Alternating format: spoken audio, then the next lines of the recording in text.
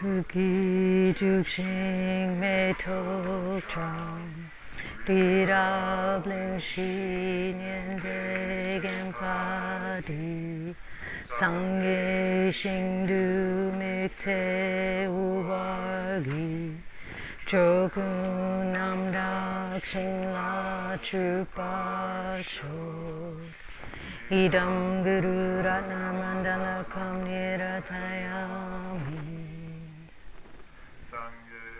Chudam Soki Chok Nama Chanshu Badu Dagni Gyapsushi Daki Chinche Gipe Sunamki Chola Panche Sangye Chupasho Chudam Soki Chok Nama Chanshu Badu Dagni Gyapsuchi Taki Chinche Gipe Sunamki Chola Panche Sangye Chupasho Chudam Soki Chok Nama Chanshu Badu Dagni Gyapsuchi Dagi Chinche Gipe Sunamki Chola Panche Sangye Chupasho.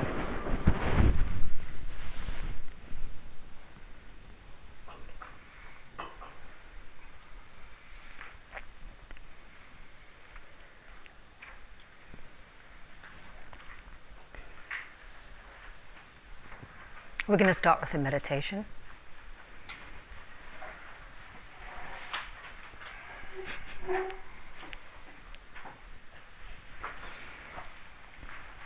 So get comfortable.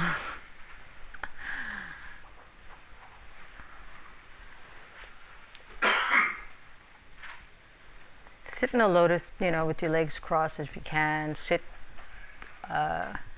in any way that's comfortable to you, because you want to be thinking not of your uncomfortableness, but rather mental. So if you have to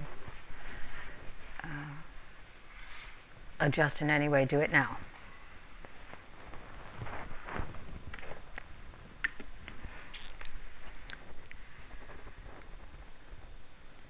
And then your eyes are, closed very lightly. Not too tight, because then you'll get sleepy. Not too loose, and you'll be too distracted. And make sure you're sitting up very, very straight, not leaning too forward or too backward. And it's good, I see that most of you have the, when you're sitting on a cushion, so your back is slightly higher than the front, that's good. Where the cushion's just right under your sit bones. And your shoulders are level. You can kind of move them around so you can make sure they're really relaxed.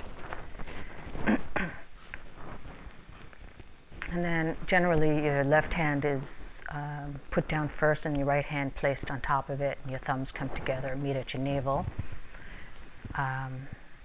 It's good to use this position as well if that's uncomfortable, but you should know this is kind of traditional.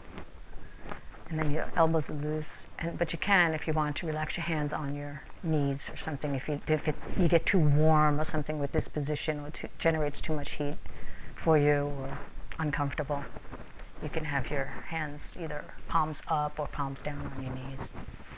You have to kind of find, and it's good to know both and to try both for different times for yourself.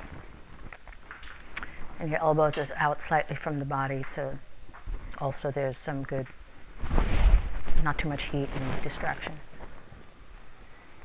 Your head is centered and straight.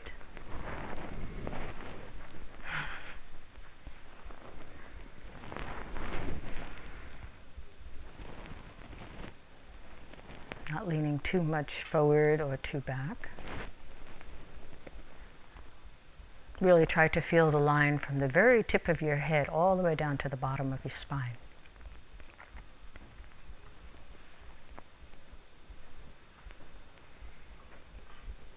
The mouth is relaxed. Jaw relaxed, lips slightly open. Make sure they're not clenched or tight.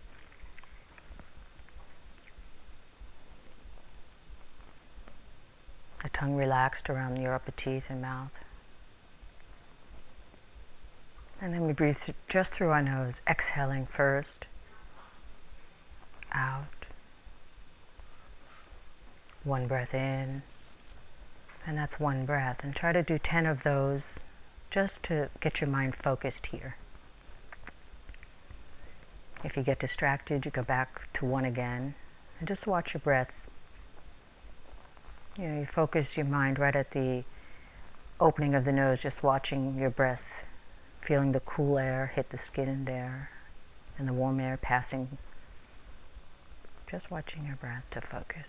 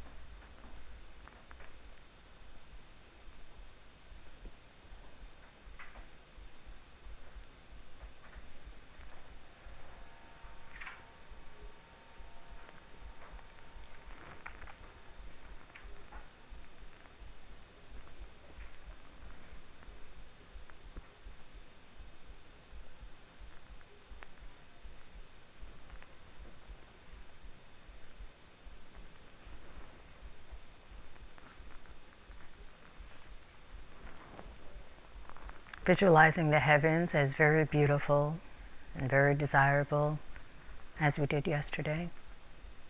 We began the visualization. Generate a very strong wish to be there right now, to see that right now, to experience that right now.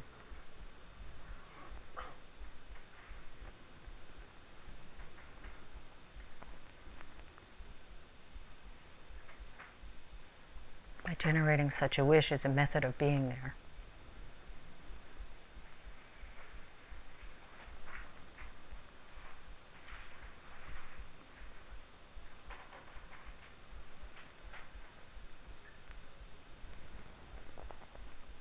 And remember, this is a practice for transforming your impure environment into a pure realm.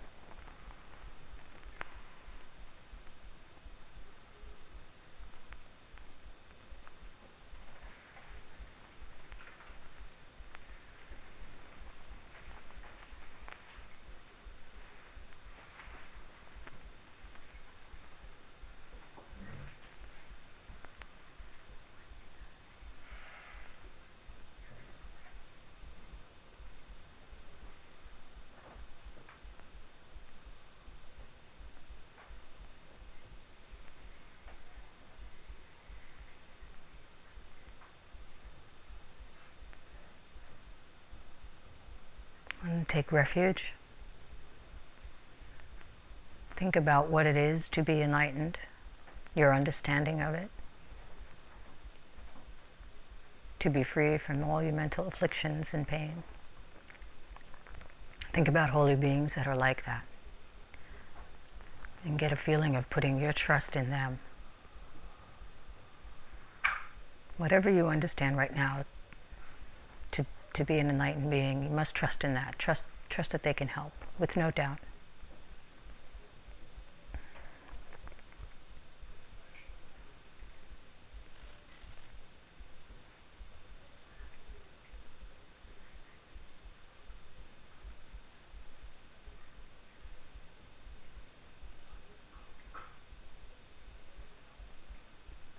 Think about the wish for enlightenment for the benefit to help others, your bodhicitta. And it's easy to reflect on at least one person you know who might be having some sort of difficulty, and think about you will do it for them.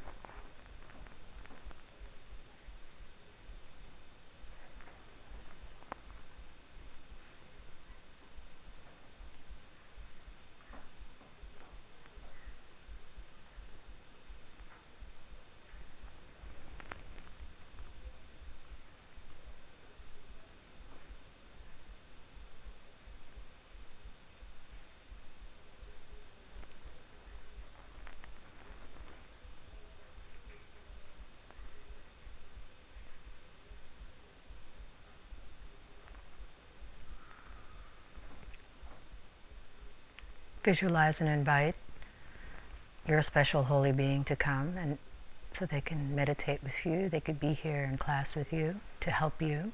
They come and they sit in front of you.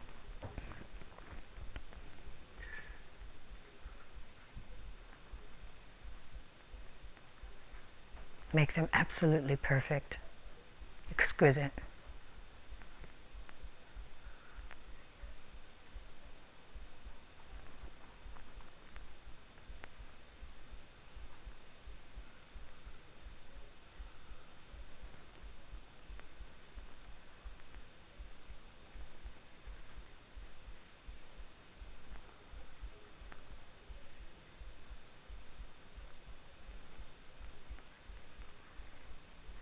In your mind, do a prostration by body, speech, and mind.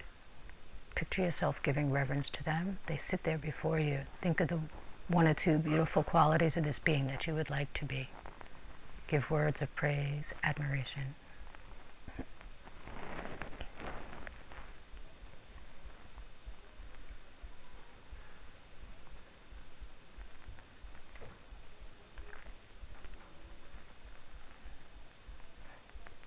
Make an offering. Think of something beautiful to you. You know that they will love it. You know that they will get all the bliss just from laying eyes on that object that you give them, whether it be your practice, your devotion, a flower.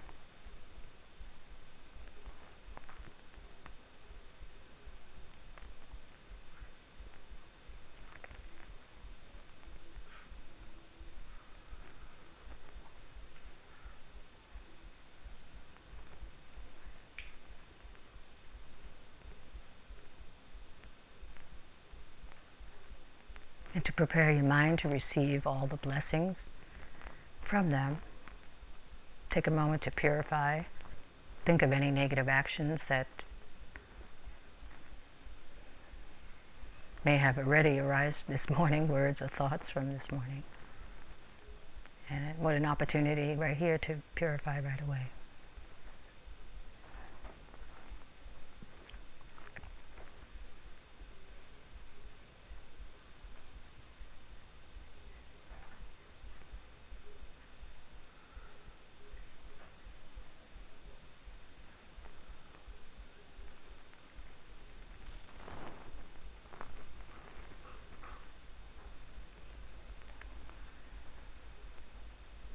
Be happy, rejoice about a good thing that you did this morning, a kind thought about somebody that you thought of.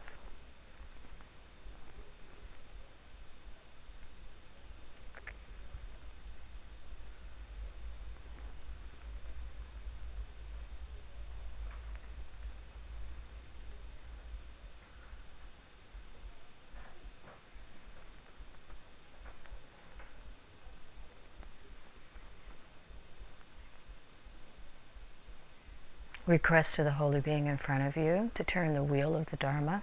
Urge them to teach you. Urge them to teach you the Gandham Dharma again and again, and all its meanings so you can understand it clearly.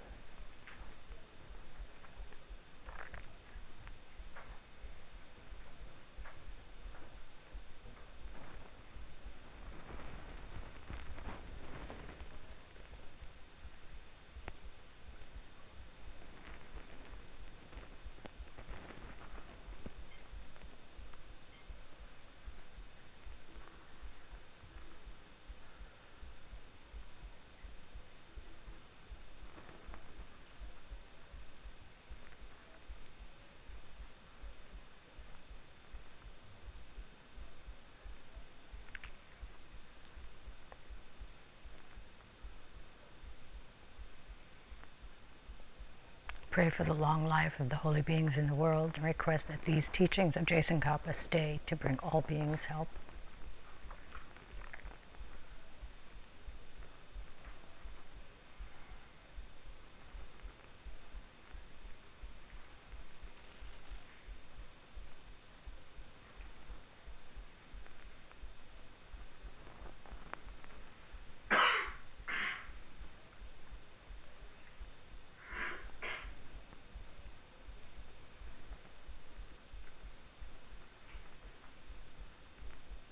can dedicate this short meditation, but virtuous,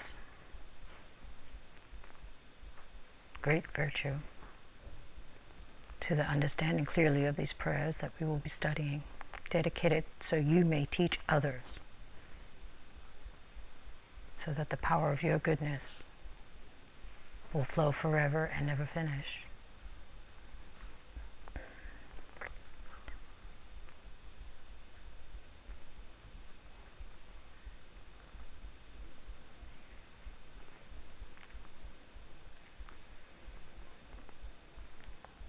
Visualize again clearly the heavens, the holy being you invited.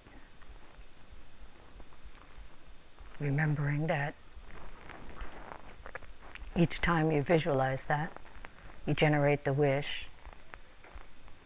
to be there. Then it gets stronger and stronger.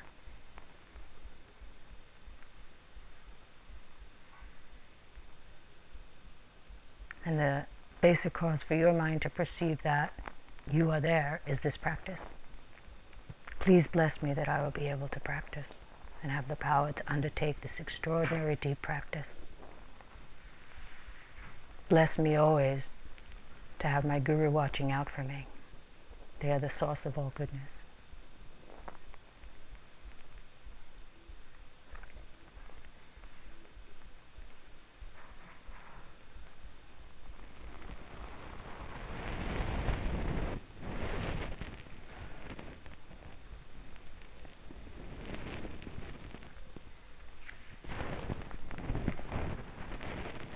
Okay.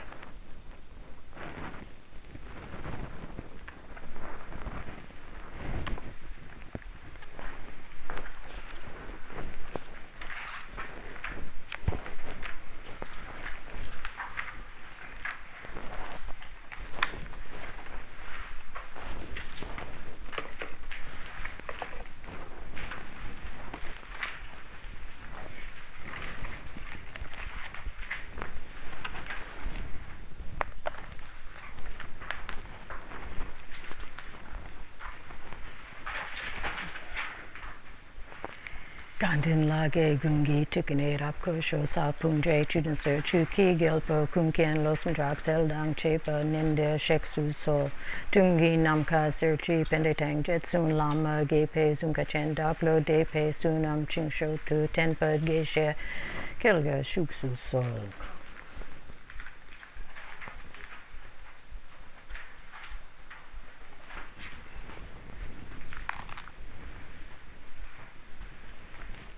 We're up to the third verse.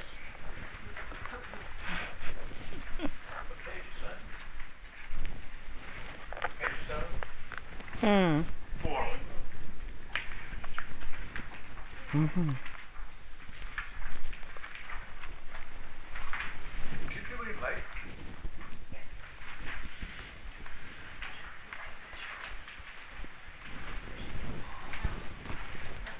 Ooh. Great, thank you.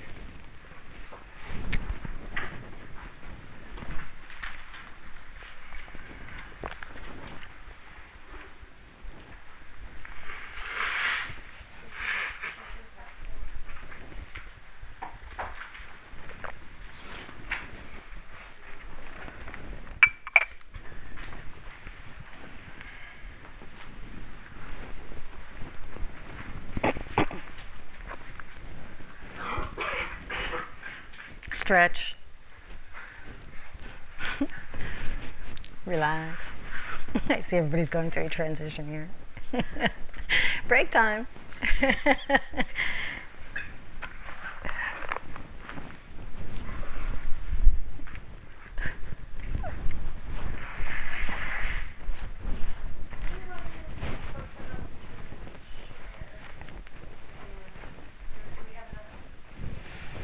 We do have texts. They're not quite put together. So, Paul, give her yours, Paul, and use mine.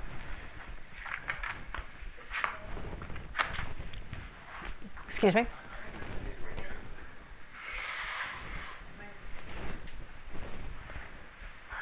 After class, we have some you could put together. He'll put it together for you.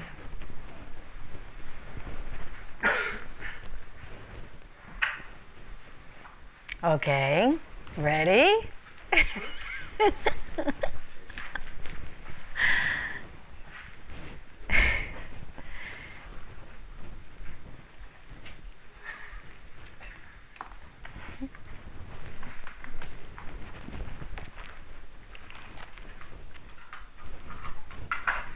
Just for a second.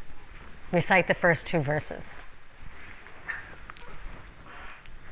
as best you can in Tibetan. We'll go slow. Gandin lage gungi tukane rab kasusha pungre chunser chuki gelbo kungyen lob song drop seldang chepa nender shek suso dungi namka sengir tri pende tang jet sun lama gepe zunka chen daklo de pe sunam ching shok tu ten parge shed shuksu so. Okay.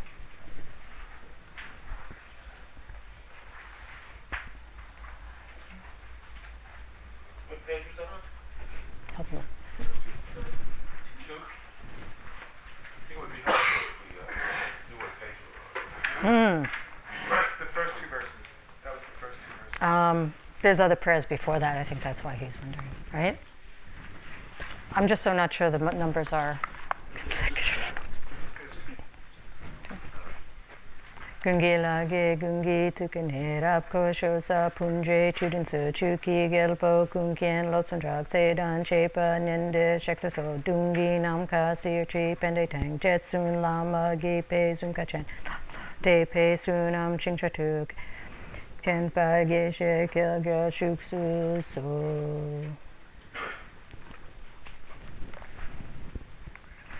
Je Tsongkapa jelwe lojo to kel song na we gen go lecture sung jak pe pel gi lama zepe ku tung tu jen pe dun dun la chak sel. Your mind is knowledge that wraps around the entire mass of knowable things. Your words are jewels of good explanation that we, the fortunate, wear on our ears.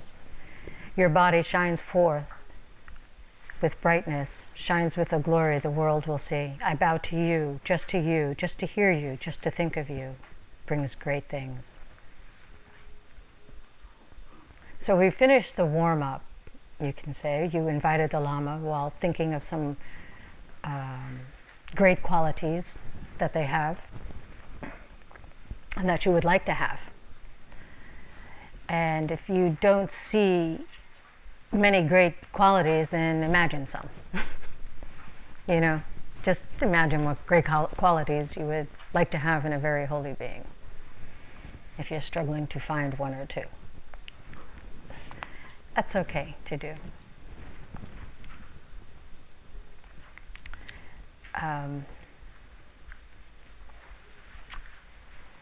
And this verse is a praise of Je Tsongkapa. This is where the limb of prostration, the first of the 7 limbs, begins. It covers the qualities of Je Tsongkapa's body, speech, and mind, right? Physical, verbal, and mental activities. And Je Tsongkapa's name is also in the verse. It's like hiding in the verse, which is very common that you find in a prayer about a holy being. Sheje Kunkin Jelwe Lojutuk. Sheje Kunkin, all knowable things. He can perceive every object directly. And to understand this, I'm just going to go over the 2 truths.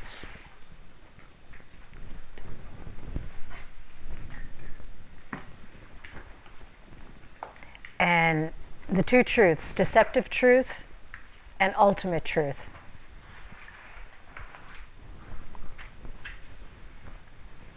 Ultimate truth is ultimate reality.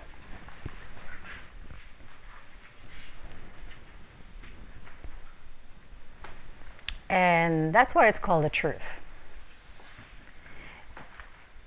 every object in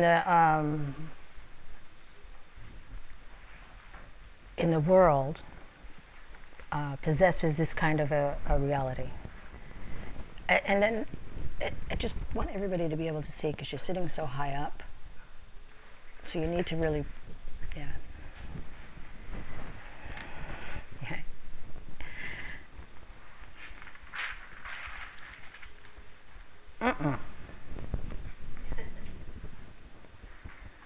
We're still arranging the kids here. It's okay.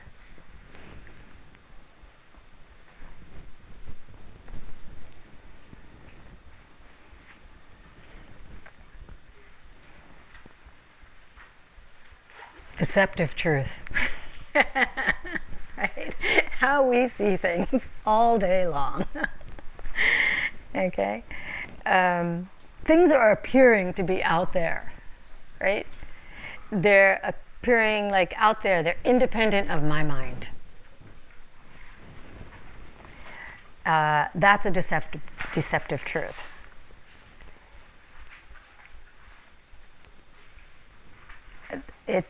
And then, if you think of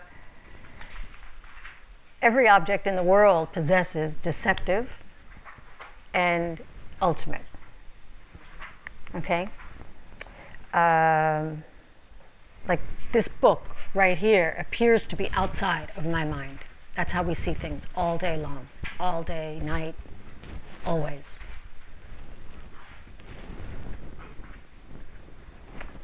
But it also has a reality of not being that way in reality.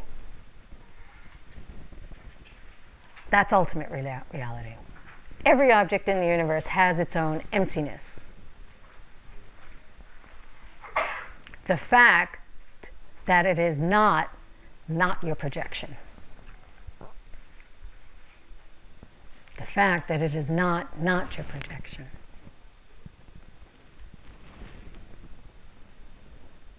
So if you took away one reality, deceptive reality, then you would have the ultimate reality. You cannot see both at the same time.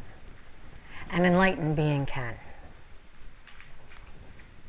Your mind is knowledge that wraps around the entire mass of knowable things.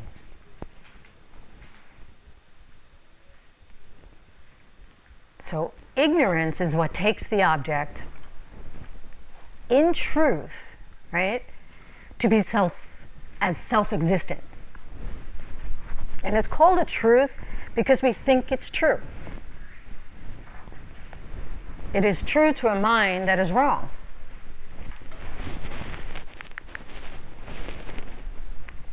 And our state of mind is wrong all the time. What you see, doesn't exist the way that it does. We think things exist from its own side. So it's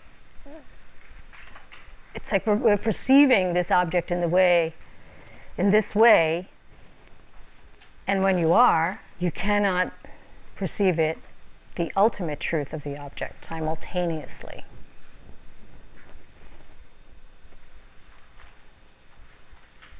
Everything exists either in deceptive reality or ultimate reality.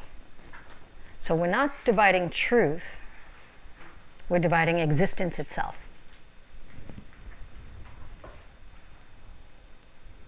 And just to think that we're in this deceptive reality and really have never had a correct perception in our lives. Correct perception. Correct perception meaning ultimate. Even after, when you're in a deep state of meditation and see emptiness directly, and then you come out of that meditation, you know you've been in a deceptive reality, but you still can't stop this view till all cessations are achieved. So when you achieve Buddhahood, you can perceive both truths at the same time. And this is Je Tsongkapa. And it's a really good meditation to just think about that. Just to think about it. Then to try to see ultimate reality in deep state of meditation. But just to think how you might be seeing something not the way it really is. Just as much as you can throughout the day, you have an object in front of you and say, well, maybe it is not what it appears to be to me right now. Just to think, what does that mean? Mainly, you always think, it is not self-existent. It does not exist without me perceiving it in this way. It does not exist on its own. It is coming from my mind.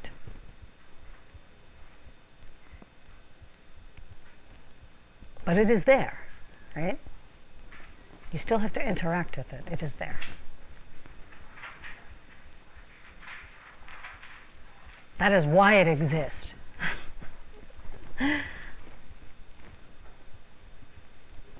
That is why it does exist.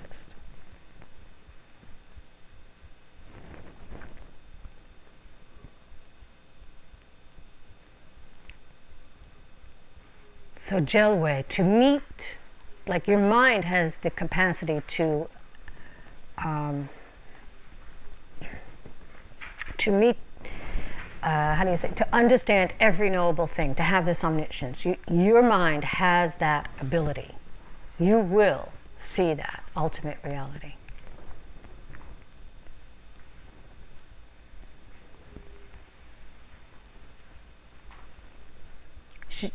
Sheje Kunken Jowe Lo Je Tuk. Lo is the wisdom mind, and Lo is actually the first part of Je Tsongkapa's name in the verse. Lo. His name is what? Lo Tsongkapa. Tuk, mind. Lo Ju Tuk is a state of wisdom that describes the mind.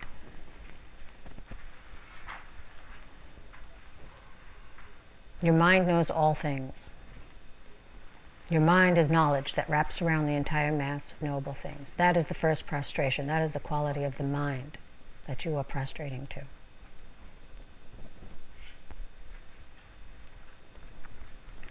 Kelsang Nawe Gengur Lek Sheksung. Kelsang. People who have the right virtue. Song. That's the second part of Je Tsongkapa's name. So, Kelsang, fortunate beings.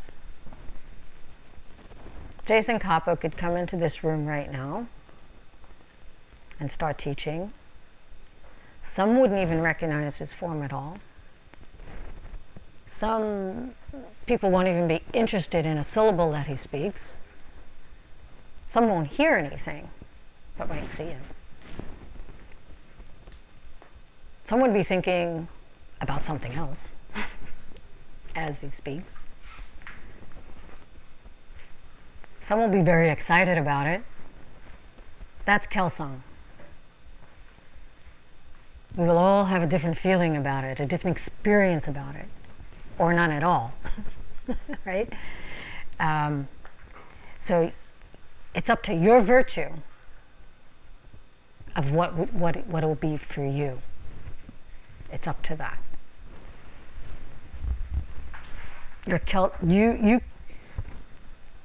One could explain very high secret words, quick path, and if you don't have the Kelsang, the virtue, you might practice something else.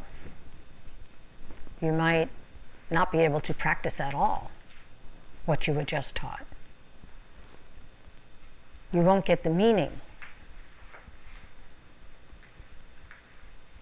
So it depends on the inference that you have in your mind from the virtues that you have done. If that your learning itself, your understanding itself is that.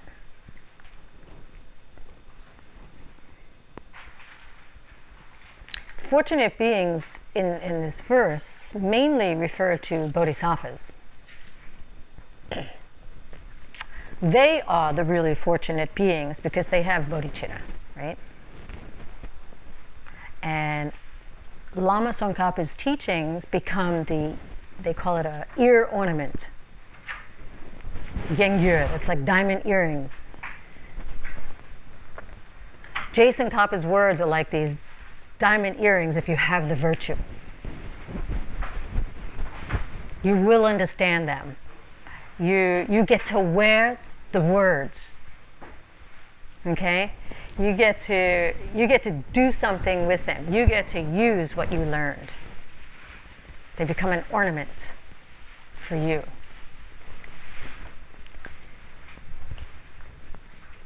So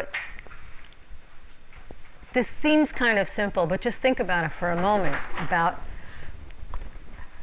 how many times you've heard certain teachings or teachings in general, and then you find yourself you're not using them, or you find that you use a particular one, or you just completely forgot. You're not applying them properly because you maybe misunderstood the meaning, or you're just holding on to one meaning, and then if you hear it again you say, oh, it also could mean that.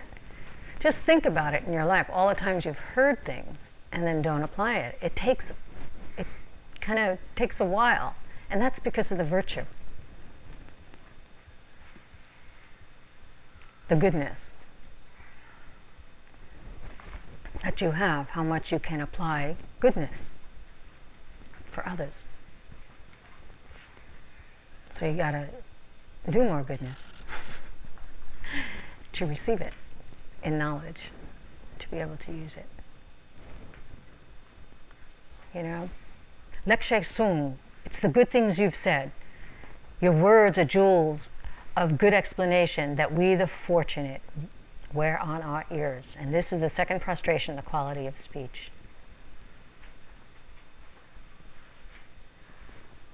Jakpe Pelgi Lama Zepe Ku, Jakpa, well known, Jakpe, so Jakpe Pelgi, Jak. So now we have the Lop song Jakpe, Jakpa. So Jakpe Pelgi, when people see your body, the holy being's body, right? And you see how this enlightened being is acting or manifesting certain behaviors, or just even walking through the room, like His Holiness walks through the room, and he moves through a crowd, and people just stop and look.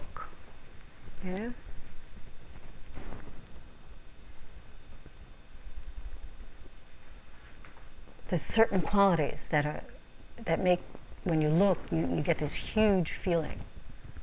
This, like there's just something huge there.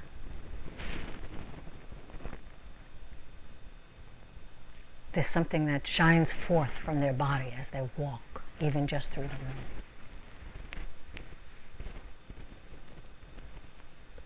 And the world will see.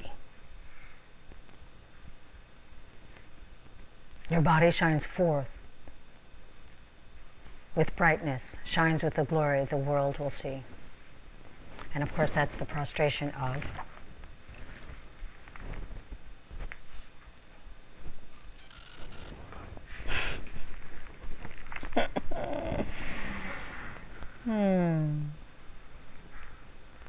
JJ Kunkin Jelwe Loja to Kelsang Nawe Gengir Lexexum Jakpe Lama Zepe Ku Lama Lamer blazing. That's like a metaphor, right? He's blazing and shining. The Buddha's holy body is likened to a golden lamp, where the flame itself is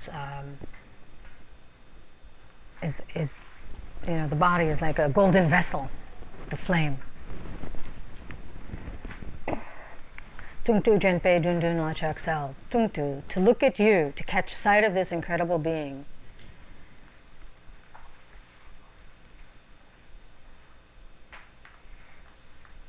You must know that you actually do have the virtue to see that. You have to know that. To hear just a few sentences of this prayer, you have to know that you've collected a great amount of goodness, because you will really be able to help a lot of people with it.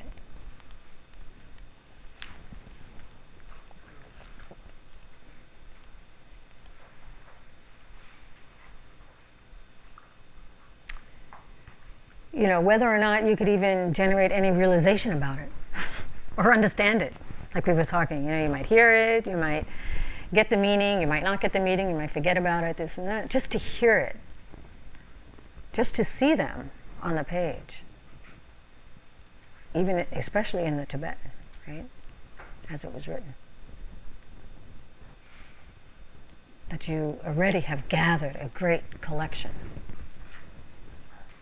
of goodness.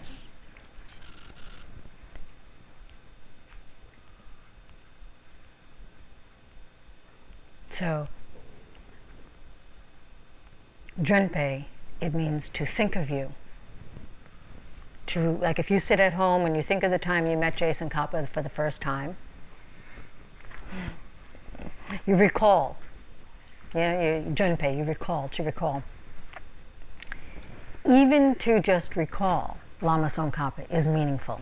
Just to recall to the mind.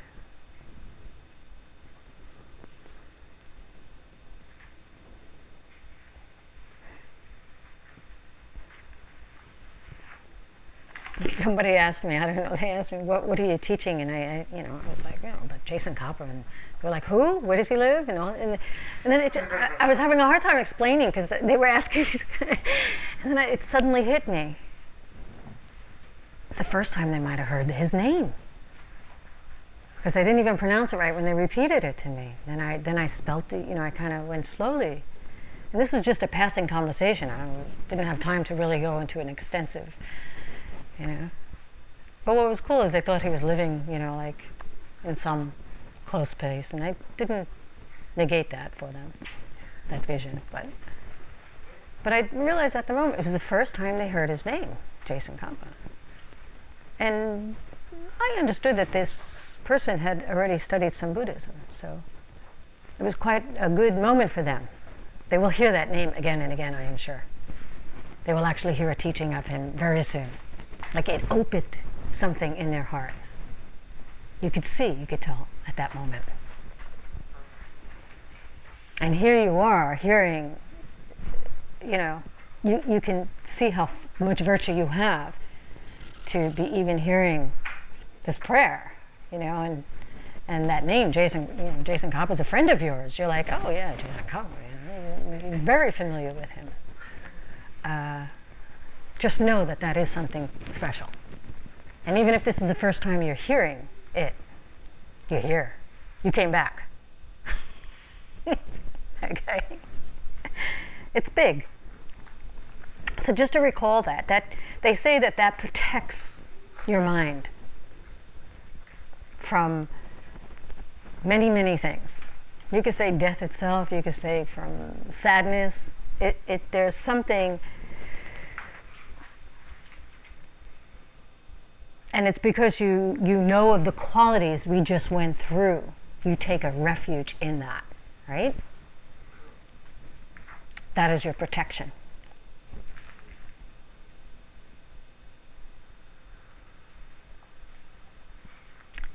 If you think about it, each time you see your lama, and your lama speaks to you, your mind gets happy. You get a feeling of satisfied.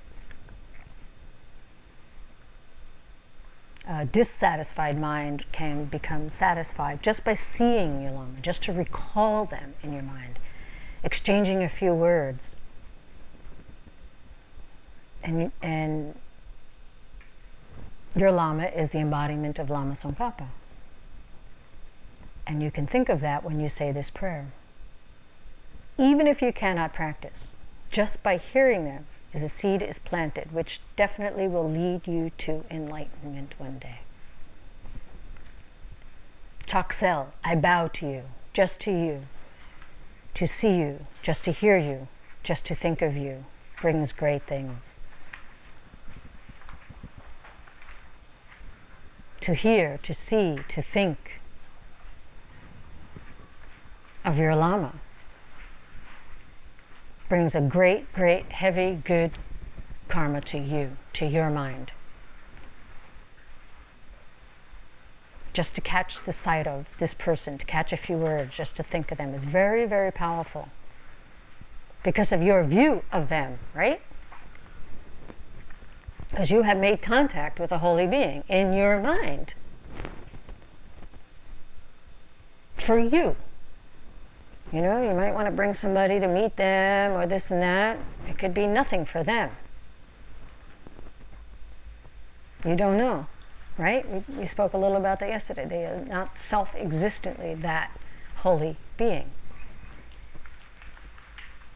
But for you to have this view of your lama as such, with these great qualities, and to you to make contact with that is huge, really is huge. That's why this practice works.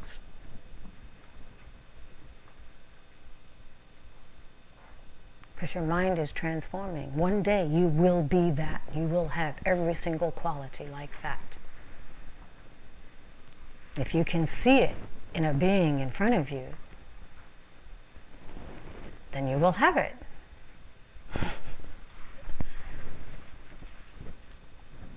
No doubt. And then just to think, right, that you will use it to help others. Then your virtue will increase even more. You use all that you're going to gain from thinking in this way about your lama, you will use for others to help them.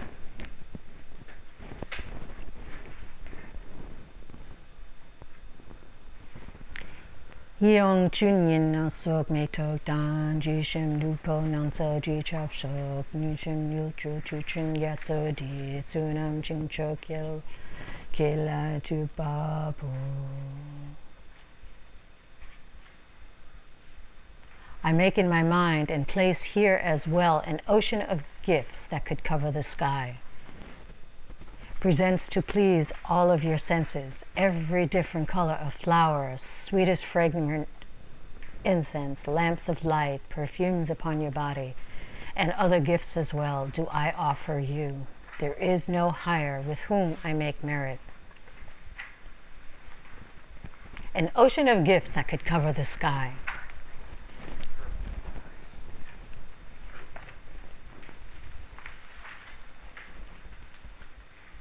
What's bigger than the ocean? What's bigger than the sky? We kind of cover it in one verse, one line. So in front of yourself, in the center of an ocean of clouds, the clouds of pure offerings. So if we think of these pure offerings, gifts, Samantabhadra method of offering, which is explained in the commentary on Lama Chupa. And the same is used for when you make a mandala offering. Just visualize for a moment.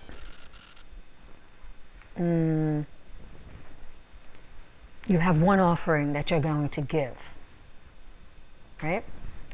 Many light rays are emanating from that one offering. At the tips of each of those beams of light rays is a bodhisattva holding an offering. And again, from those offerings are beams emitting, manifesting many more bodhisattvas that are holding offerings. And in this way, the whole space is filled. The sky is overflowing with flowers, with light, with jewels. All that is emanating from that one offering that you're giving.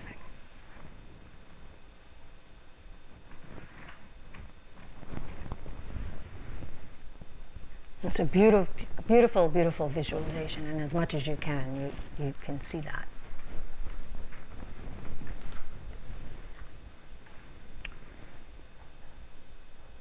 And when these offerings are offered, remembering that the offering itself, the nature of it is giving bliss to whom you are offering. The offering itself is out of emptiness, has no self-existent quality of its own. It is not impure, it is pure.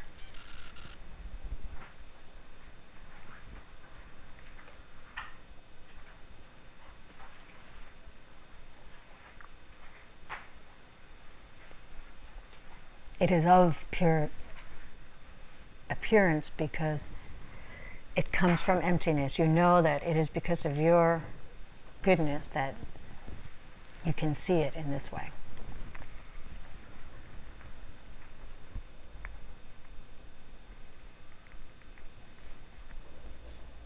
Countless offerings that could cover the sky.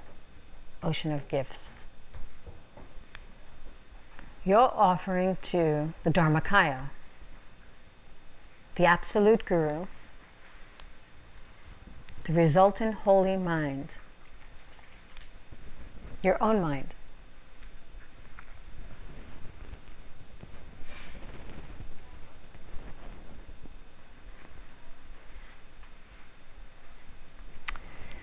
So, in the verse, with all that is, exquisite offerings. There are some classic offerings that are in the verse, and it is a practice that one can do all the time, right? They say, present to all of your senses. So we're going to go through some of those classic offerings. And a classic way to do it, besides this beautiful Samantabhadra filling the space and lights emanating and all that in your mind. You will see that one day, and that will be just as close to your as setting up the water bowls on your altar. Okay, that's what we have more contact with, right?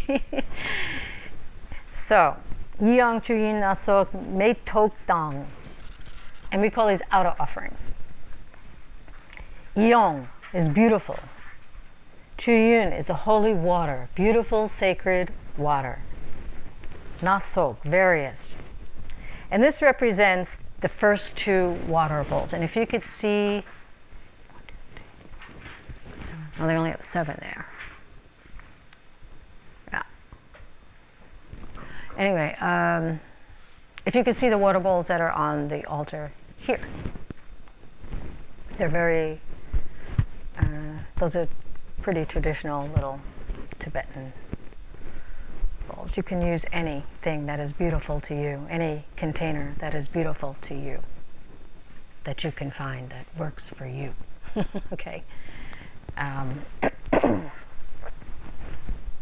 You'll start seeing everything as water bowls. Trust me, once you decide that you don't have to just try to find these these typical Tibetan ones. Anyway, the first two. The first thing you do, for example, right, because you're offering to this holy being who you just invited to come to be with you, right? So they've traveled far to get to you. So you might imagine, although they were there all the time, you just didn't see it. But they have traveled far and worked very hard to get there for you. And it's like when you invite somebody and they come to you, you want to offer them something right away, right? You know, somebody comes to your home who just came from a long way, you might say to them, would you like something to drink? Would you like some water? You know, just something simple to drink. You offer them that first. And then, this holy being has walked a long ways to get to you, probably in little sandals and barefoot, you could imagine, back in the day. you not only, what you might do is maybe you take your shoes off before you get into the house or something like that. There's a sense of like, I just went from outside, now I'm inside. So you wash their feet.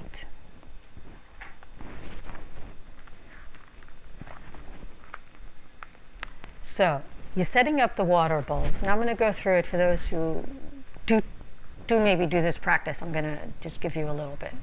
Okay? So you're setting up your water bowls. You start from your left as you're facing the altar. And the first two water, chuyun. First one is drinking water, argam. Then pajum, washing their feet. Okay? And then metok. Metok is flowers. Now there's a custom that we do in the monastery, and maybe some of you have seen it or not. The water is good, to fill it up to the rim. Are they full? Anyway, they're not, are they? Were they emptied and filled again this morning? And here I am dying. Later, we'll fix them. Okay, where we put rice in some of them. Okay, you put rice to the level of the top. First, we have the two water. It is water. Okay, and then you put rice to the level up to the rim of the offering cup. And there's a trick that you can do, and trust me on this. This is an oral transmission lineage. I didn't make it up. You get a bigger bowl or a bucket. We used to always have a bucket at just a regular bucket at the temple, right? And you fill it with rice, and then you take the cup after you've cleaned it, of course, and you scoop it out of the bucket. And you remember you tried to do it this whole other way. It didn't work. This is what works. You scoop it out, and then you take your hand and you just wipe over the top to level it out.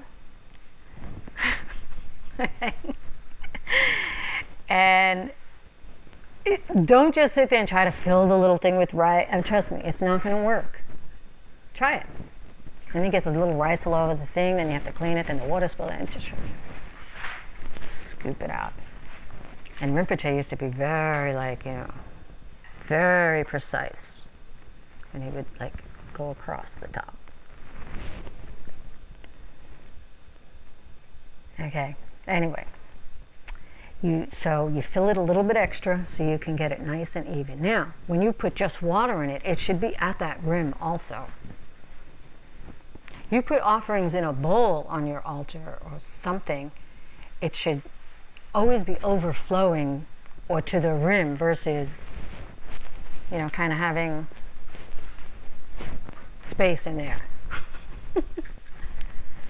Don't get too big of a thing if your offerings don't fill it. Get a small thing and have it heaping.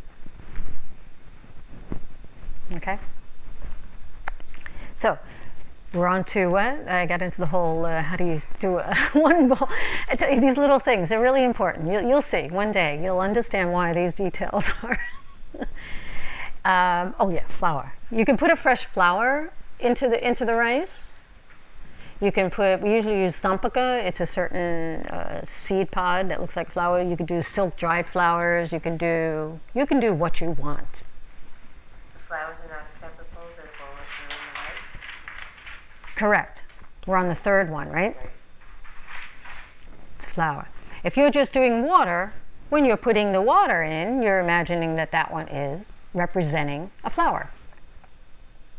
For the sense of smell, right? Is it? No. Sorry. Seeing. Smell is down the road. Sorry. I'm sorry. I was imagining this wonderful scented flower. Okay. Anyway, yeah. Okay. Drisham dukpo nangsel drishab sok. Drisham dukpo. Sweetest fragrant incense. So here you have the bowl with like 2 sticks of, traditionally we always do 2 sticks of incense sticking into the, if I was thinking ahead of time, I maybe would have had it set up in this way instead of just the water, but sorry. Maybe someone could do it later for fun, in your spare time. Do you have rice? It might be nice to do it.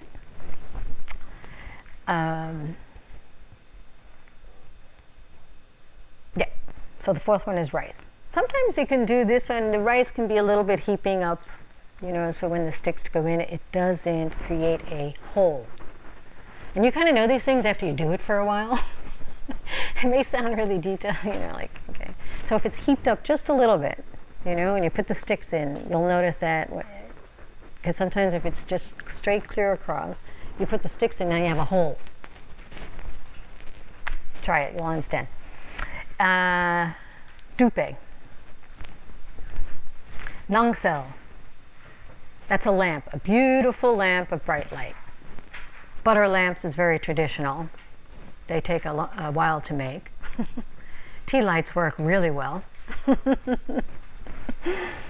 And the thing is that the light should rise above the container. Have you ever seen a butter lamp? What it looks like? A traditional Tibetan one. They have like a what do you call it? A wick, but also it has a stem, and then it has it's very low, and yeah, and it's the light always comes above it. When you see the light above it, that's really important. You don't want to have a candle there or a light there where you can't see the light. Even though you lit it and it's there, that's good. This is good, you're offering light. But it's traditional to be able to see the light above it. A glass container can work, because you can see it, but is it a clear glass or not? Just things to keep in your mind. You want it bright. You want the brightest light ever. Figure it out. How that is. Okay? Don't want to hide any light from others, do we? We want them to have all the light they need.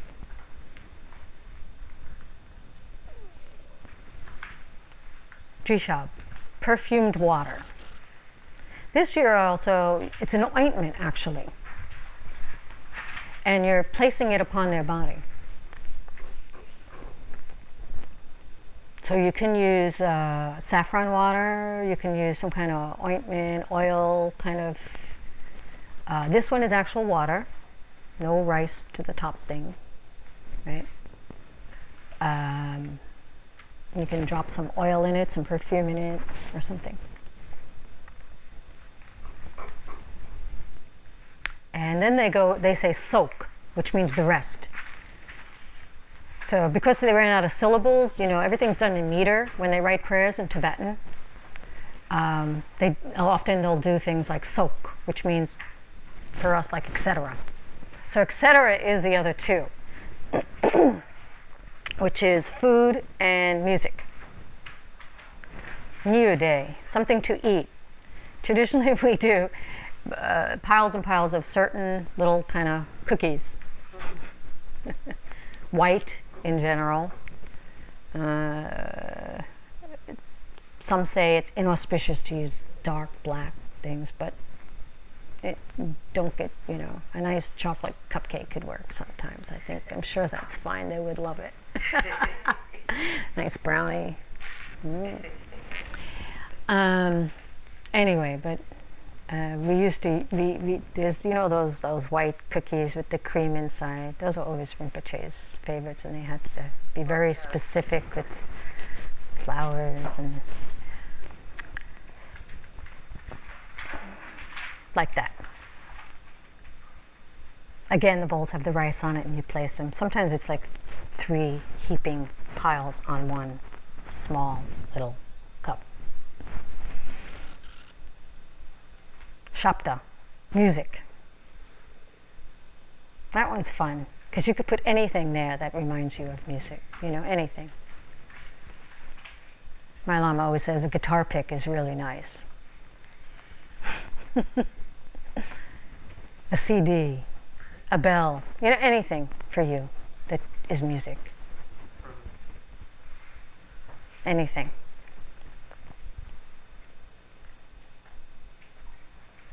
Ardam, Pajam, Pupe, Dupe, Dipe, Gande, Niwaje, Shapta.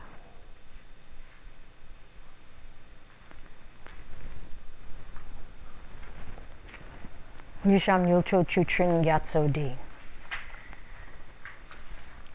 Nyusham, the offerings that you set up. Okay? Yitrul, anything you can imagine. They fill up the sky with flowers. When you're just putting it out, it is not just those conventional things I just said, right? You put the music in that bowl. You hear the music, hear it. Smell the incense. Feel the ointment,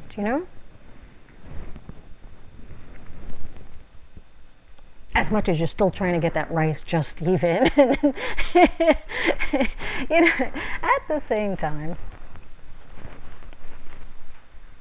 sometimes you can say, there's some mantras and things you can do to help your mind to purify these offerings. Om Ahum is really nice. Om Ahum, Om Ahum. In your mind, Om Ahum, Om Ahum. Okay?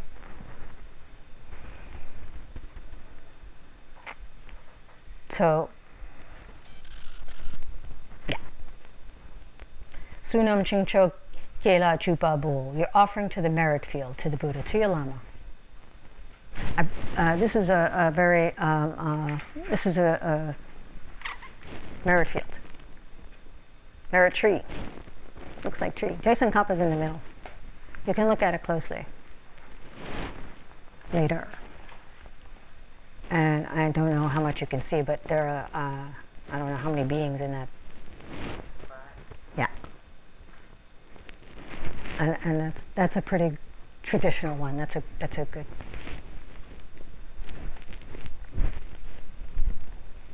That's lineage.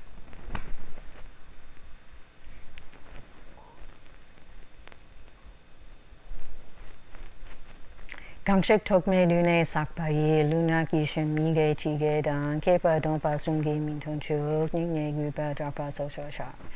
From deep within my heart, I am sorry, deeply and openly confess one by one the harm that I have done in my acts or words or thoughts, and every wrong kept with me from time with no beginning, especially what I may have done against any one of the three doors of the kinds of vows.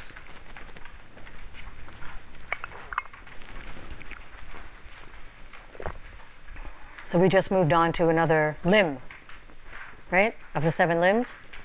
Which one?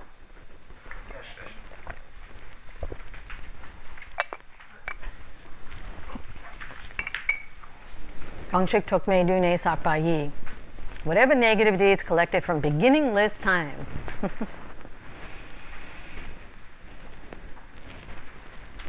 Tokme Dune. Beginningless time. Your mind has no beginning. The ignorance that ultimately causes you to do harm to others. Right? It's caused by the imprints from the time before that, and imprints then those that's caused by the time before that, and that. You just kind of get a sense of that. That it just goes on and on and on. As far as you can go, just think about it. No beginning. There's a lot of negative seeds in our pockets. You just have to get the feeling of how much it goes on and on and on and on, and I want to stop it.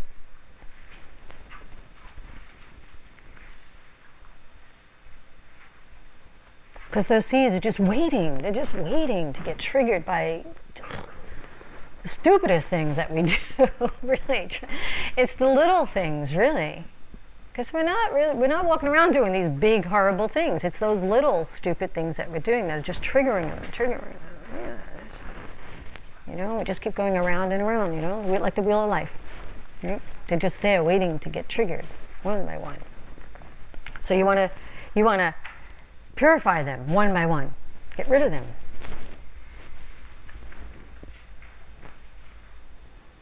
You know, try to, you know, you want to try to get them to deactivate them, to not go off. You know, they're loaded, ready to blow. You know, ready to just explode, and you want to deactivate it.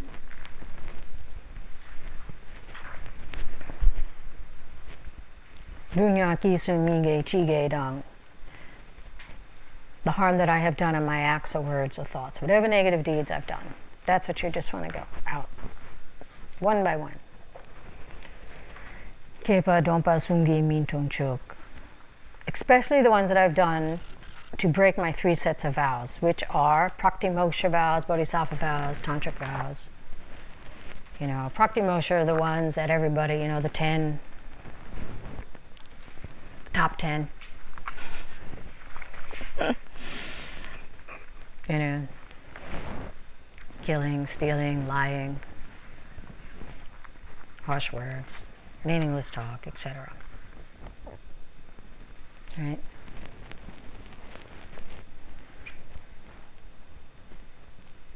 From deep within my heart, I am sorry, deeply and openly.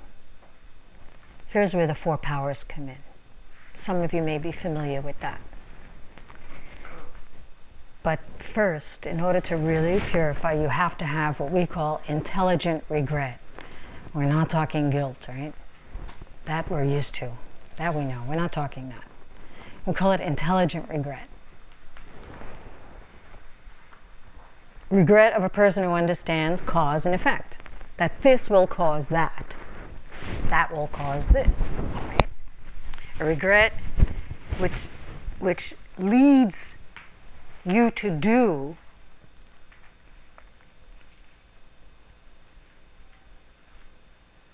which leads you not to do, I should say, the act again, the thought again. You're understanding that you just put yourself in a very dangerous position by saying and thinking and doing that. You intelligently, because you understand that it will be the cause for a particular result to happen in the future. Not because, you know, you're all guilty, I'm a bad person, I did the wrong thing, and no. Because you know what it will cause, what it will result in.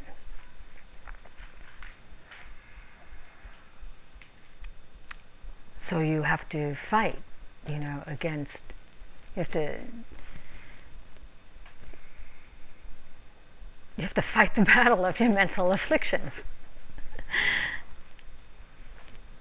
You know, the best way you notice it's working is when you stop in the middle of a sentence. And it really is in the middle of a thought. Then you know you're really there.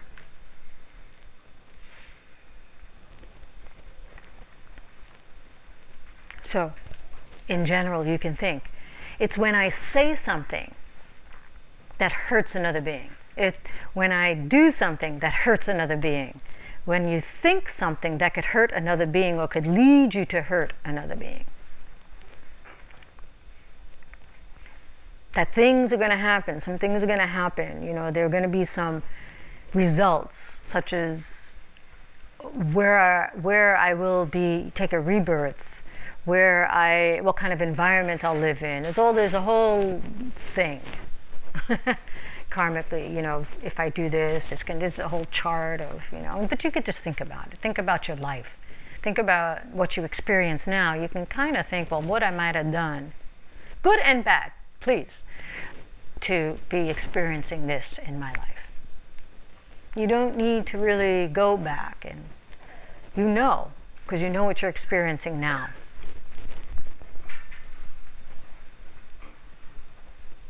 But you'll know that it's working when you need the intelligent regret for the first force, which is, you can call power, whatever you want to call it. Destruction force, right? Number 1. And that destruction is to rip something out from the root. From you violently tear something out. Because this is what you want to do, right? We're at battle with our mental afflictions. You want to, really get it out from the root. Intelligent regret is what will do that. It's that energy that can rip it out from the root. The power, like rip out the power of what you did. Why? So you won't do it again. You lessen the power. Because it's extremely difficult to actually remove it completely. That's why he needs such force to do it. But you will lessen the power. Its power to keep arising and getting you to do the same thing again and again will be lessened. You lessen the power. You can do a lot to minimize and reduce its power, but once the poison of that is in your mind stream, that's why you want to do it as quickly as possible when you can recognize that something has been done. Because once it's in and just like permeating in your mind stream really deep, it just grows, right? Karma grows and grows and grows. So you want to kind of, pull it out fast as you can.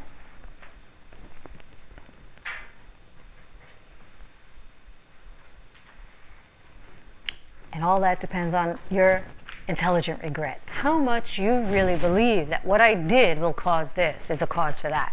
How much you really believe that. How much you really believe that. That's all.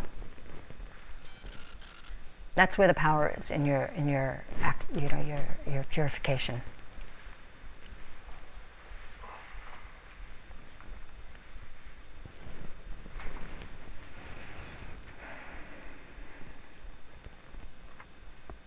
And you'll know it's working when your mind is clear.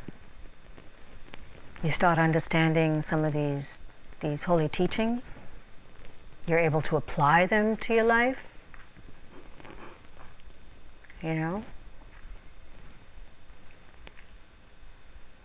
Because we need to remove these obstacles and these obscurations of our mind to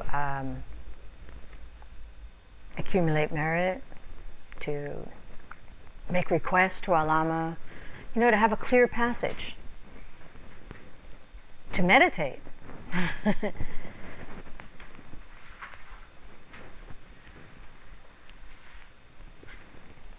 Because then no matter how hard you try to do something, it won't work if you don't clear the way.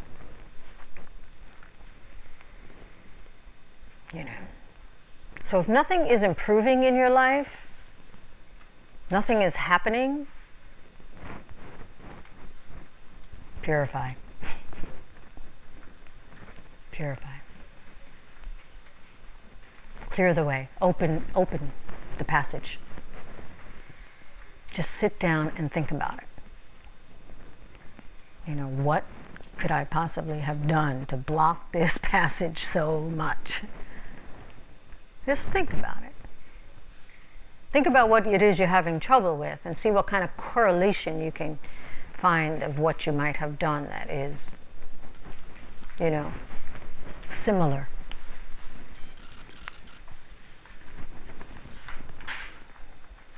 Somebody keeps, every time you open a door, somebody is coming out, pushes you out of the way. What might it be? You can't get through the door every time, often. Enough that you think about it, right? What might it be? How many times did you hold the door open for somebody and let them out? Now they're telling you, they're pushing you, they let me out first. It's cool, right? They're letting you know what it is, maybe. It's obvious, really. If you start thinking about it, it'll be really obvious to you. Okay, so start opening the door for someone. Because you know the cause. Instead of getting upset that they pushed you, as the subway doors opened, they pushed you, couldn't get in. It's like that.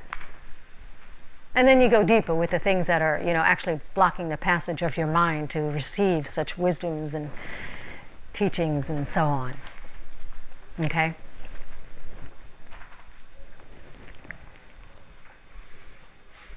So you can, you think about which way this, a negative deed might have been done by you.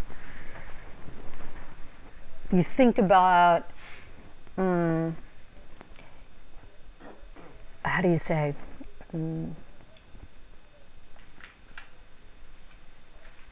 you still have that, you still have the result of it.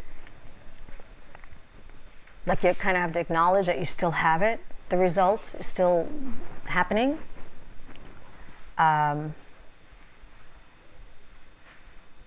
What would be the meaning if I did it again? Like what would happen if I keep doing it? These are just things you start thinking about. What would it mean, Do I want to take that risk of doing it again to see? Do I want to stop it? Do I want to try to stop it? Or do I want to just, you again slam the door on somebody and it doesn't matter this time. Like, do you think it's meaningful or meaningless? How do you think about it? You do. We often do it. Later I'll pick that up. I don't feel like picking that paper up now. It's okay. It's all right. We do that. You like kind of acknowledge it, but you really think, later. Anyway, next one is the force of foundation. The foundation is what? Refuge and bodhicitta. That's what will get you back on track. That's what will help you to actually complete this purification that you're going to do. Because you like when you fall down, you need something to push up again, to push up from. A foundation, a solid foundation. Solid foundation. You go back to the basics. Refuge, bodhicitta. Putting your faith back into emptiness and karma. And then you do an antidote. Some kind of activity. You start opening the door for people. Instead of waiting to get, have this collision at every door you open. It's the science of removing things. It's thinking, you become this master at the art of removing the impurities, because you can't stop yourself. It's really hard. It's really hard, So you come up with all these things, all these antidotes, and then it becomes a little fun, instead of just sitting there, and like, oh, I did that again, and oh, it keeps coming up. It's like, oh, what can I do that would counteract this? Then it could become fun. And I know you're sitting there with your book and you're like, what could be the to-do if you do it, right? And you could spend like an hour, like, what is the to-do? What can I do? And then you write the same thing over and over. I'll do my book tomorrow. Oh, I can do a prostration. And you come up with all those same ones over and over. We keep a book of all the, for some that don't know, a book of following your vows and following your mind of what you, and you think of, how you messed up, and then, but also how you did good, and then come up with a make-up activity to do it, to counteract what you might have done. But anyway, somehow, somewhere, some way, make that fun. Just come up with something, Keep it simple, really. Think about what is the stupid thing you did, and reverse it, Start with that, I don't know. You yelled at somebody. Sing a song of praise. I don't know. To your lama. You kind of have to make the to-dos fun. Otherwise, trust me, you sit there for an hour. You do. And then it's almost time to do the book again. You're supposed to do it every 2 hours. And you're still trying to figure out what is that to do. And make it something you can do in 5 minutes, too, hopefully. And then there's all sorts of things to do. There's mantras you could do as a to-do. There's thinking of emptiness for a period of time. You could do this mixema, the mantra that we'll do. Vajrasattva, et cetera, et cetera. There's traditional prayers and offerings. But the make-up activity, just make it fun. Just do an antidote. Come up with something. And it should be somewhat related. And in your mind, it has to be related. So You have a lot of choices. And then the force of restraint. This is what makes it work. Because it is extremely dangerous to think that you could just purify after you do something. Extremely dangerous, right? Because you just may keep doing it again. I can purify. I can do those 4 forces. Doesn't matter. Let me, I can screw up again here. That kind of feeling like, if I could purify, keep doing it. There has to be this element in your mind of saying, I am really going to try not to do this again. For the next 10 minutes, I will not say that to so-and-so. For the next week, I will not slam the door, on somebody. I get this door thing in my head. I don't know. You have to say, I will not do it again. But don't lie. Don't say, I will for the rest of my life. I'm not going to ever do that. You know how it goes, right? You don't want to do that. Don't do that. Don't do that. Don't do that. Please, please.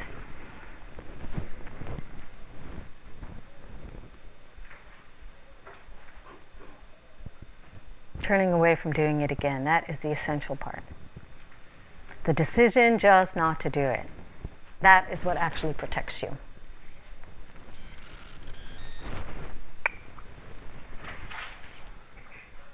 Practice the 7 limbs.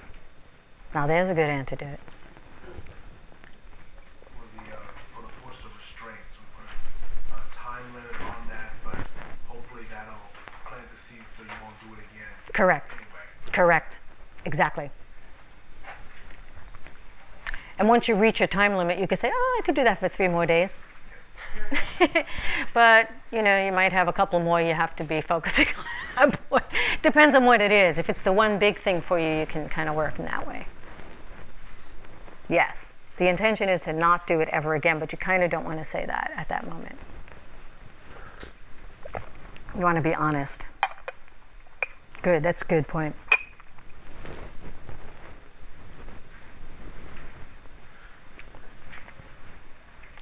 Nyik me dundun mang tu juplasun, chuge pangpe delnjod, dunyo je, gunpo kyoki lapchen zepala, dakchak sampa takpe yirang no. Now we're up to the rejoicing. All that negative stuff. Now we need to rejoice, right?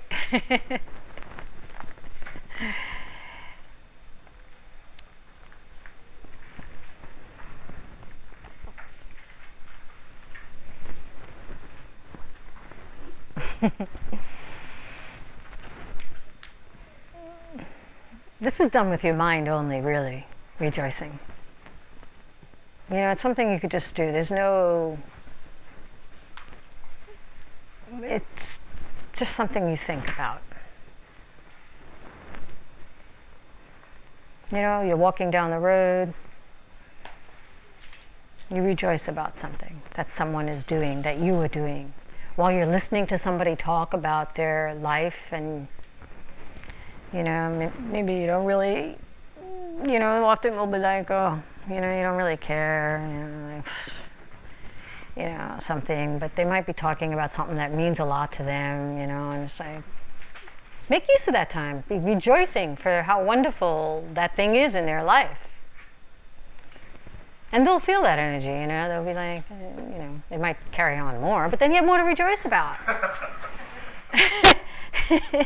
Use that kind of time, to rejoice on it. It's a perfect time, actually, because it might not be a conversation you really want to engage. It might not be too meaningful to even engage in that conversation with them, but to rejoice while they're saying something, how beautiful.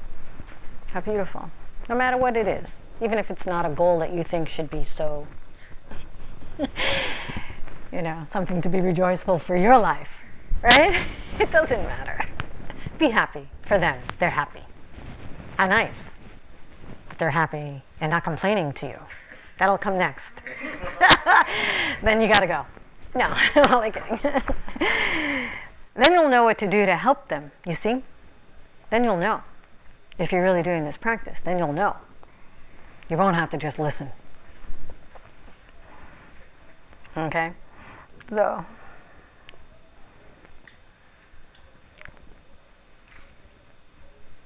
it'll accumulate great merit that you need. Nyikme dunded mangtu jupla sun. This nyikme is the stuff at the bottom of something, the grinds at the bottom of a cup, right? All the dirty stuff that goes to the bottom of something, they say that that's what we're living in. Okay? It's the nyikme eon, the degenerate eon. That's where we're living. We are in degenerate times, where lifespans are short, people don't care about, spiritual teachings much. Okay, people have a lot of desires that can never be satisfied. This is the time that we're living in. So we must make every effort in these times to follow a path of truth, so that it can keep going, instead of degenerating.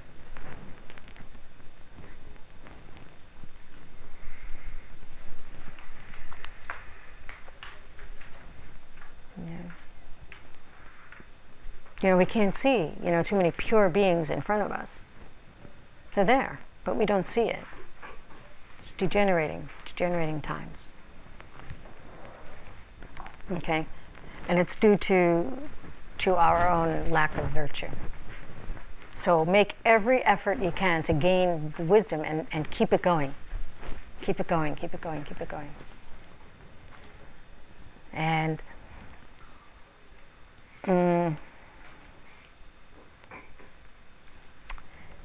Jupla Sun, if you make every effort, right? Think about Je Tsongkapa. Actually, at the time when Je Tsongkapa was in Tibet,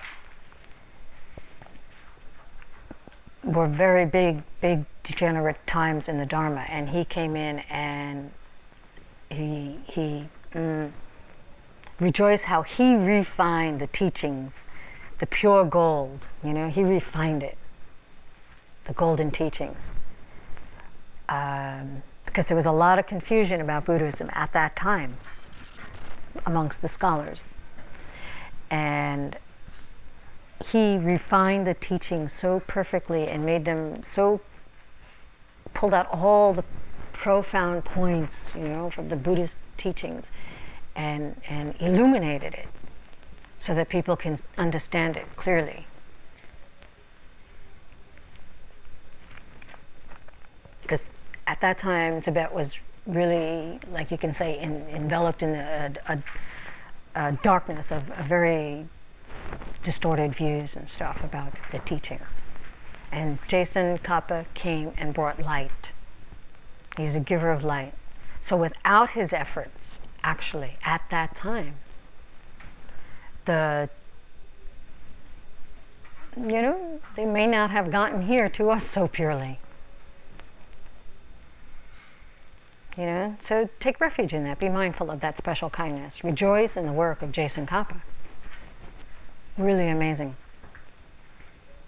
Je Tsongkapa, your lama, the lineage before you. They worked very, very hard. Never stopped learning. Their whole life just for you right now, this very moment. Don't doubt that.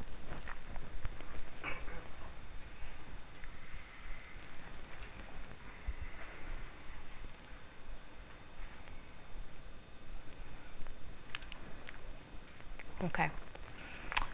And within this verse also, there's a lot in this verse actually. It's very powerful. Chuge pangpe deljod dunyu je. Chuge pangpe. He gave up the 8 worldly thoughts.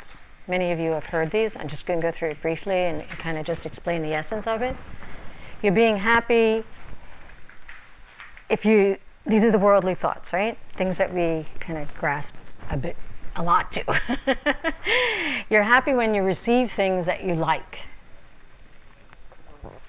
You're unhappy, upset when you don't get the things you want. When you don't get the things you want. You're happy when you're comfortable. You're unhappy when you're uncomfortable. You're happy if you're famous and well-known, and you're unhappy when you're not well-known by others. And you're happy when you're praised, and you're unhappy when you're criticized. They sound normal to you, right? Well, I mean, who feels good when somebody's putting you down? Why shouldn't you feel happy when you get something you like? Okay? It's the idea, okay? You have to really get the idea about this. I mean, why should you be happy when you're suffering and in pain, when you get the things you don't like? You know? You have to think of what is the essence of this that makes it this thing that we're holding so tight to, that keeps us so grounded in this world, in this way, right?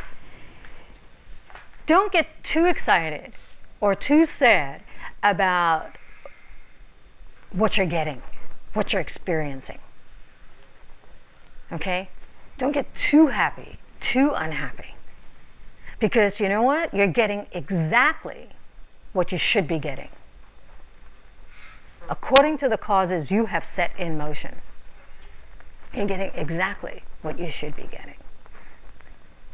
No point in hoping that you should get something that you can't. Right? Hoping will get you nowhere. Rather, do something about it. Create the causes to get it. If you don't like it, you don't like your life, then change what you do, what you say, what you think. You get exactly what your behavior dictates. So you change it.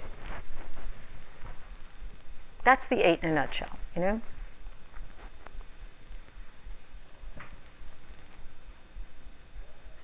And you can know that that you're on the right track is if what you are doing becomes an antidote to your misperceptions that you're having all day and night, seeing things as self-existent, then what you are doing is the Dharma. If it does not cut through your misperceptions, the way that you perceive things, you know, perceiving things as being out there, self-existent. If what you do, say, and think does not help to cut through that, then it is worldly. The 8 worldly thoughts, worldly. Okay? You get it? If you're living throughout the day searching for things outside of yourself to give you satisfaction, happiness, or blaming the things outside of yourself for giving you sadness and struggles and be uncomfortable, and and you're not getting what you want, then you're doing worldly behaviors. It's not about the house that you live in, the car that you have, the job you have or don't have. Renunciation, or giving up these 8 worldly thoughts, is not about living in a cave. It is an attitude. It is a practice. And we get this confused so often, and then we get nowhere with our practice. We try to give up this because we're so happy about it. What? Enjoy it. You want to have that bliss all the time. But how are you seeing that object? Where did that object come from that you are enjoying and getting this good feeling from? From you. You created it. You want more of it? Give it away. Okay? I mean, that's renunciation. That's giving up the 8 worldly thoughts. We see the world and Dharma as 2 separate things all the time. It's just another duality. Okay? Rather than seeing the world coming from every single thing you do, say, or think. So you have to work very hard to give up these worldly thoughts, right? Just as those who have gone thus. They show us the path. Give it up. Know that karma works relentlessly. It gives you exactly what you put in. You can change it. The things you don't like, and you can enjoy more of the things you do like.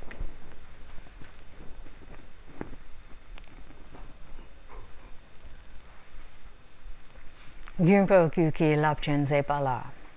Yunpo, Gunpo, protector, savior, Lord, Kuki, my savior, Lapchen. Lapchen is like a tidal wave. It's this huge wave. And it's like a huge wave in the ocean, with enormous power, right? Enormous power. So, activities that have this intense power, activities that have an intense, repercussions. Okay, over a long period of time, covers a large amount of space.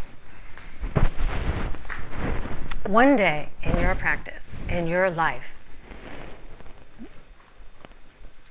it will be a question of which virtuous thing to do, rather than wondering when you have time to do a virtue. There's a big difference in that level of practitioner. You'll have certain activities that are going to be more powerful, this huge wave. It's going to give you more return. And then there's going to be some that are not so. And your life's going to just become, whoa, which one's bigger? Rather than, oh, do I have the time to do this? Trying to choose, do I have 5 minutes to, help so-and-so? Instead of trying to fit it into your life, you'll reach a point where it's like, well, which one do I do? Which one is going to give me more tidal wave of good virtue? You'll reach a point where you begin to see that. That's your guru yoga. What gives you the most power? What touches many, many, many people, not just one? What spreads quickly?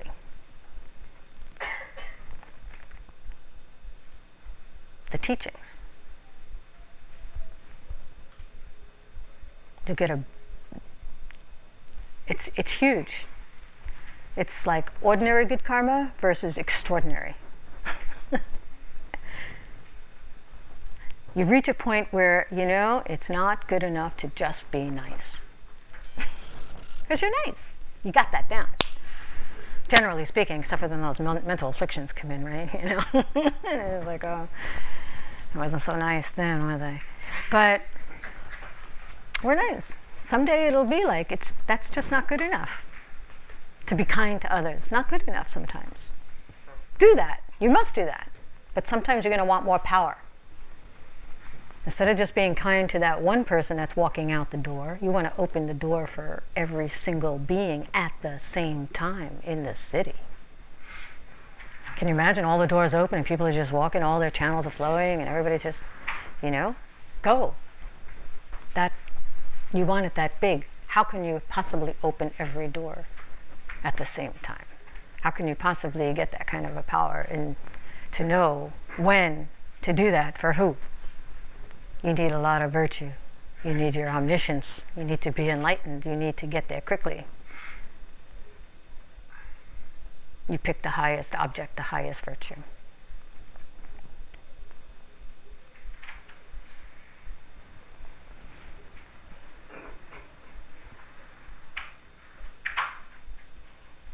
And you get a lot of virtue from, as we spoke about, rejoicing. 10% of Je Tsongkapa's virtue. Can you imagine? 10% of his virtue.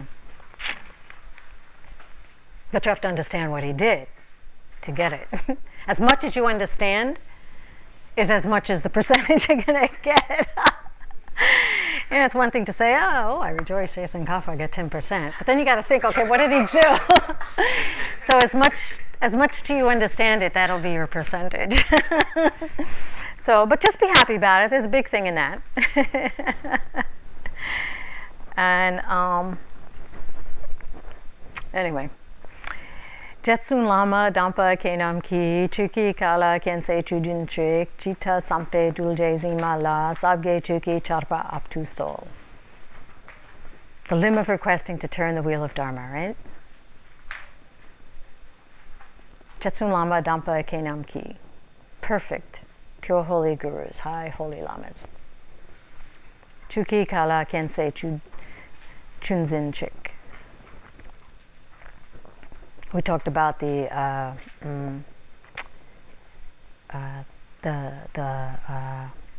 billowing clouds of knowledge yesterday in our visualization. So here they're in massive clouds of knowledge and love, right? So you can imagine these filling the sky, these clouds, billowing clouds of knowledge and love.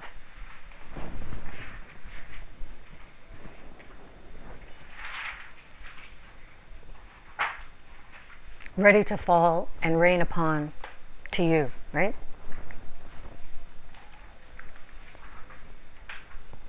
The sky, the Dharmakaya, which is the emptiness of an enlightened being, right?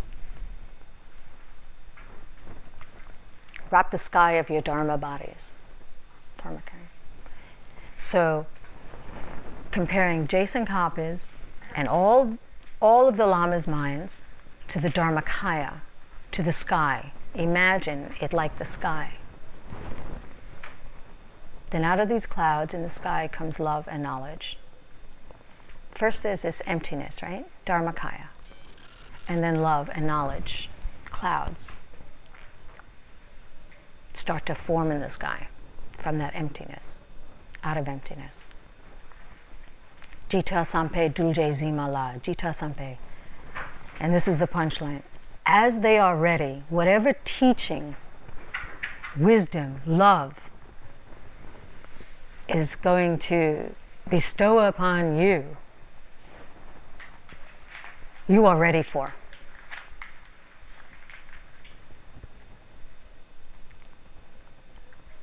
You are ready. You can only get the amount of teachings that you are ready to get in accordance to your level. Okay? If you're not getting the teaching that you think you need, maybe it's because you're not ready for it. It's because of you, right? It's never the teacher or the teaching, or even, appearing outside obstacles. Like, oh, I can't get there. I have to be somewhere else at 11 o'clock today.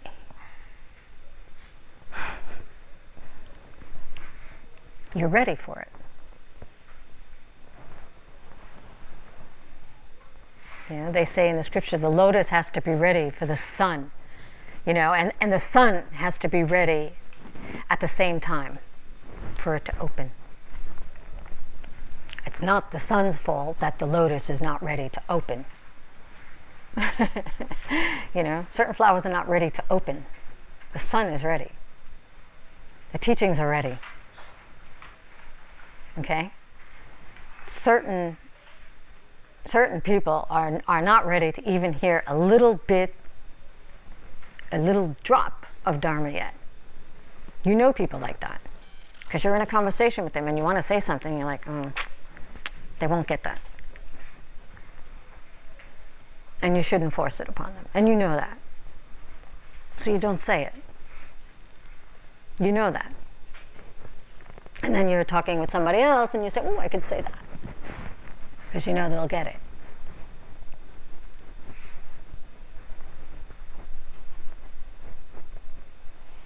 Deep down, they must not want it. Although they may seem they do. It takes a lot of virtue just to be ready to hear the Dharma. You can only get as much as you can handle. Zinma La, the one who holds, this means it's like the mother who holds. It's the earth that holds all her treasures. Right? It's a metaphor comparing students to the earth, like to the planet, right? Comparing teachers to the Dharmakaya, to the sky. The love and knowledge of the teachers forms clouds in the sky. And you're requesting to receive the blessings of that, to rain upon you. Please let the teachings rain down on us. Please shower the teachings down upon us. Let the clouds of love and knowledge drop rain on us. So visualize for a moment, just take a moment. Visualize the light coming down. You know, you see the sky full of these clouds of love and knowledge, right, above your head. And you visualize drops of light coming down, lots. Coming down. And when it hits your body, all parts of your body, you receive the wisdom. See it dissolve into your skin, into your mind. It permeates.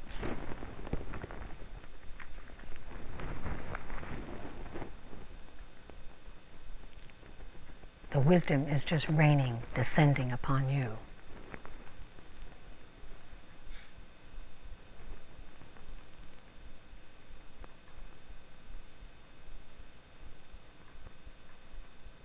I make a special prayer, too, that for many years to come I may carry forth the light, the essence of the word, the teachings of Je Tsongkapa.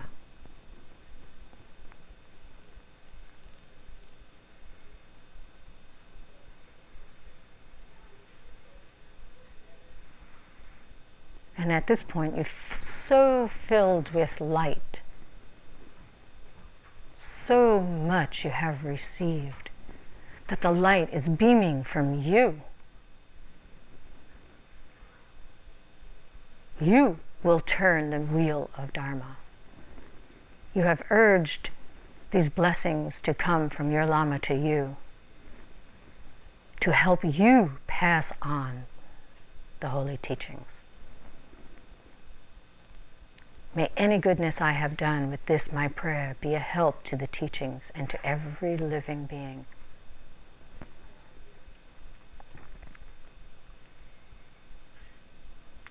Light touching, coming from you, touching the hearts of many people you know.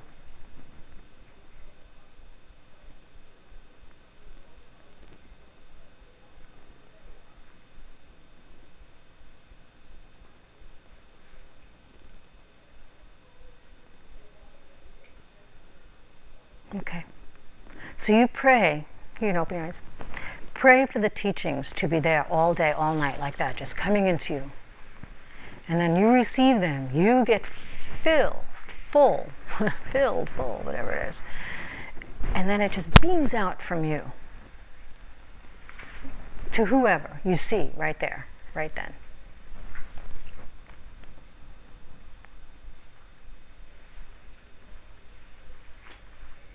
But keep asking for it, you know? Begging. This is where begging, the limb of begging is in this verse.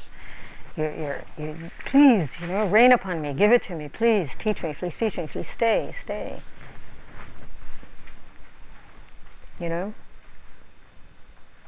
You surrender.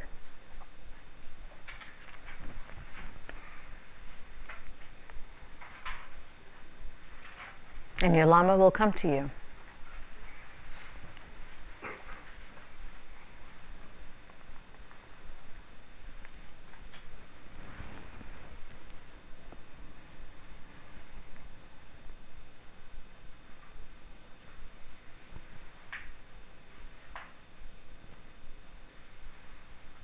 And then you pray that whatever comes to you, you can also play a part in spreading it throughout the world to help others.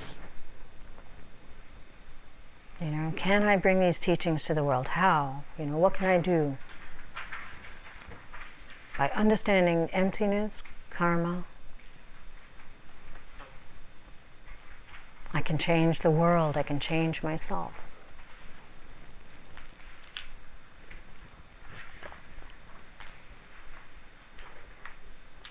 That worldview can change everything. It just changes everything. And you can do it. You can bring it to others. You know, give everybody everything that they want following this worldview. You know, dedicate all that's raining upon you, all that's coming and being poured into you, dedicate it to just spreading that light out.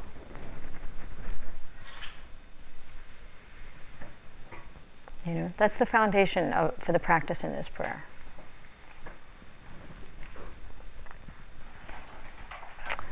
So, the next session, we're going to go through the mantra and finish this prayer, actually. And then we move on to the next one.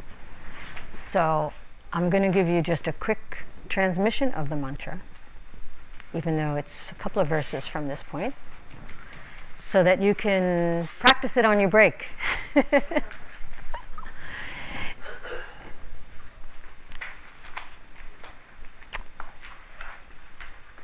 Say mikme, sewe, terchin, chenrezik, drime, kienpe, wampo, jampelyang, dupung, malu, jomze, sangwedak, gangchen, kepe, sukyen, tsongkapa, lopsang jakpe, shablan solwand.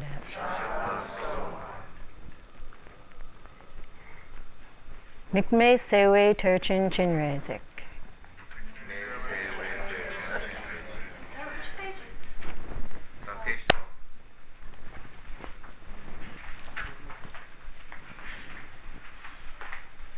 Sometimes good to just hear it and try to. I took all my vows in Tibetan and then in Pali, actually, my full ordination. Once you know the meaning, then it counts. But you can read it too. And you're like, what am I saying? Mikme sewe terchin chinrezik. Drime kienpe wampo jampelyang. Dupung malu jomze sangwedak. Ganching kepe sukyen tsongkapa. Lopsang jakpe shabla sulwande. Okay, so now let's just read it together so you can say it a little faster. Mikme sewe terchin chenrezik, drime kenpe wangpo jampelyang, dupung malo jomze sangwedak, ganchin kepe sukyen tsongkapa, lopsang jakpe shablan sowanze.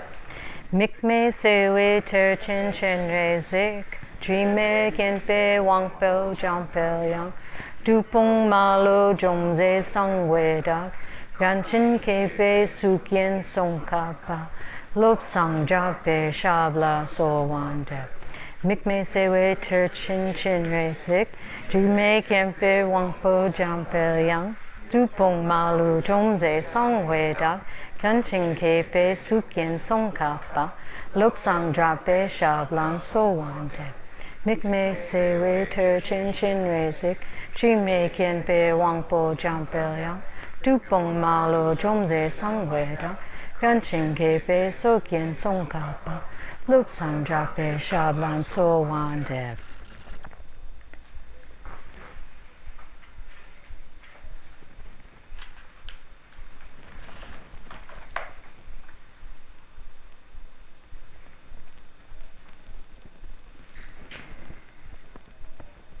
Just repeat it to yourself a couple of times.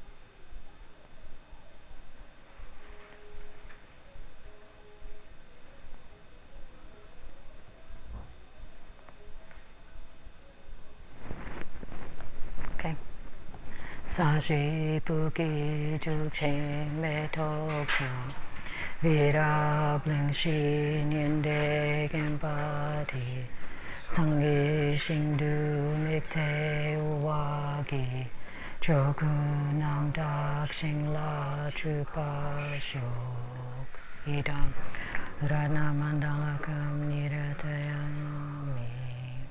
Okay, I'll see you at 3. 3:15. 3:10.